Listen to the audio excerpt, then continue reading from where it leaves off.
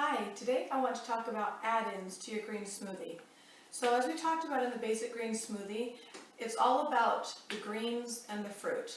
That's what the green smoothie is about. When you put in an add-in, it needs to be for a specific purpose, whether that's to enhance the texture or sweeten up or enhance the flavor, or sometimes the green smoothie is what you want to have for your meal, so you may want to add some additional things for fill value as well as nutritional value. So let's start with ways that you can make your green smoothie sweeter. My very favorite way in the add-in that I always put in is some stevia. Again, if you can find it, a plant in this form, this is the closest to nature you can get. All parts of the stevia plant are sweet, the stem, the leaves, so you can just put this whole thing in and it will add a good sweetness to your smoothie as well as extra greens. If you can't find it that way, my next best recommendation for stevia would be in liquid form, and it can come in different flavors. I happen to like the vanilla one, but this is, in my opinion, the next most unprocessed way of having the stevia.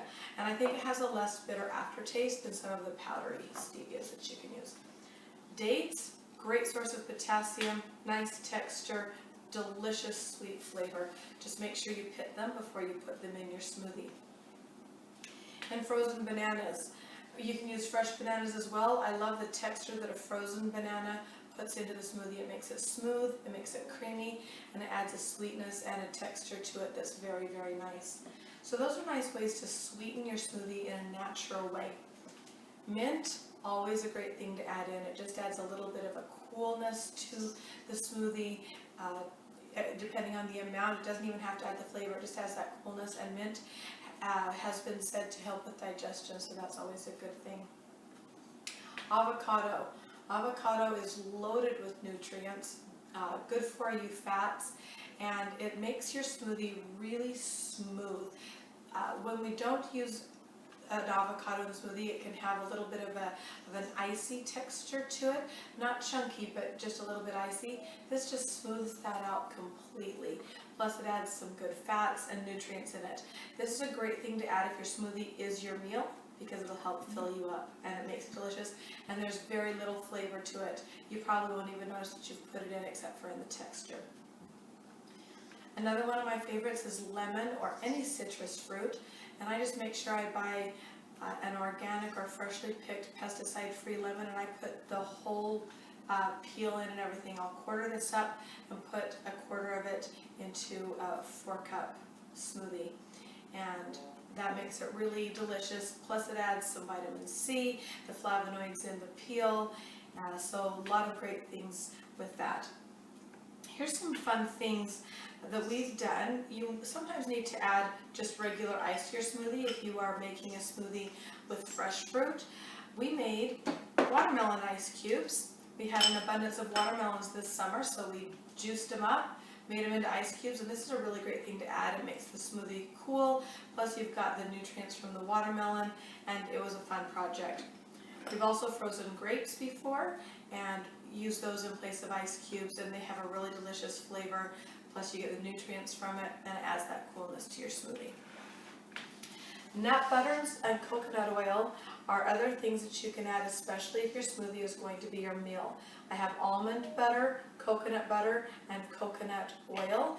You can also put in peanut butter, tahini, whatever you want to put in. Coconut oil is another one of my favorite add-ins because it does lend itself to a very creamy and smooth texture like the avocado. Plus it has the good for you healthy fats, gives you the fill factor on the smoothie, and you can't really taste in the smoothie. So coconut oil is one of my favorite add-ins. You can always substitute water with almond milk or juice. Just be careful on the juice. Remember, a lot of juice is high in sugar, so but it can make a very pleasant, almost dessert-like smoothie. And these are soaked chia seeds. This will add some liquidity to your smoothie. Soaking the chia seeds makes it so that they're very digestible, very good for you. And chia drinks are all the rage right now, so you can make your own simply by soaking chia seeds in pure water. And it makes it just kind of gelatinous and nice addition to your smoothie. Here on this plate I've got some other things that I frequently use in smoothies. Cinnamon is one of my favorite add-ins. I think it gives the smoothie a very nice little spicy edge to it. It's also been said that cinnamon helps regulate blood sugar, so that's a good thing. You can also use nutmeg, cardamom, ground cloves, all those kind of spices that we think of for fall. Make a delicious smoothie. Salt. You might not think that salt would be a good addition, but it actually can really enhance the flavor. Just make sure you're using a good high quality natural sea salt or Himalayan salt, and so it gives you the electrolytes, plus it can enhance the flavor. Bee pollen is another common add-in. It doesn't add any flavor or any texture, but it gives you some of the benefits of bee pollen. Hemp hearts or raw hemp seeds, another good one, plus that adds some protein and some filling qualities to your smoothie. Here's the dried chia before it's put in the water and becomes gelatinous like this. Flaxseed is a very popular add-in. I do recommend grinding it up in a coffee grinder or some other means to grind it up into a fine powder before you put it in. It makes the fiber and the oils in the seed available to your body. If you don't grind it, it can just pass through your system and you don't get the full benefit of the seed. You can always add some nuts. I have almonds here, but any nuts will work. Cocoa nibs. These are a fun little addition. It adds a little bit of crunch to your smoothie. Plus you get the antioxidants and the other benefits of the raw unsugared chocolate. So cocoa nibs are fun. Vanilla beans, probably one of my favorite ingredients of all time. I love the sweet, delicious flavor of vanilla beans. You don't need to peel it or anything like that. You can just put the vanilla bean in. I wouldn't recommend using a whole vanilla bean.